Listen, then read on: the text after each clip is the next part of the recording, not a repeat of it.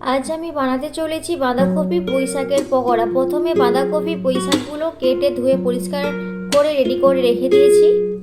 এরপর দেব পরিমাণ মতো বেসন, লবণ, হলুদ গুঁড়ো, লঙ্কার গুঁড়ো, জিরের গুঁড়ো, গোটা জিরে।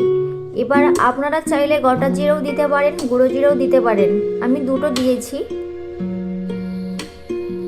এবার যেটা দেব সেটা হচ্ছে আদা, রসুন, কাঁচা লঙ্কা বাটা।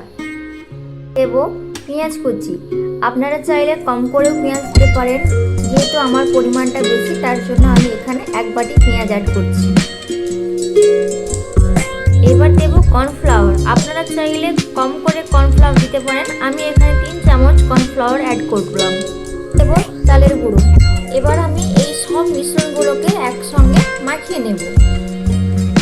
আপনারা অল্প করে জল অ্যাড করবেন। আমি মাখিয়ে রেডি করে নিয়েছি। আমি বড় বড় করে শেপ রেডি করে নিয়েছি, আপনারা চাইলে ছোটও করতে পারেন। তেল গরম হয়ে গিয়েছে, এবার একে একে সবগুলো দিয়ে দেবো।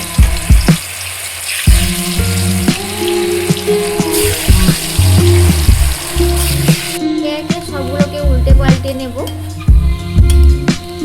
আমার ভাজা হয়ে গিয়েছে, আমি তুলে নিয়েছি। আপনারা এরকমই লাল লাল করে সবগুলো ভেজে নেবেন। দেখছেন বন্ধুরা, দেখতে কতটা দারুণ লাগছে, তার মানে আপনারা বুঝতেই পারছেন খেতেও খুব টেস্টি হবে।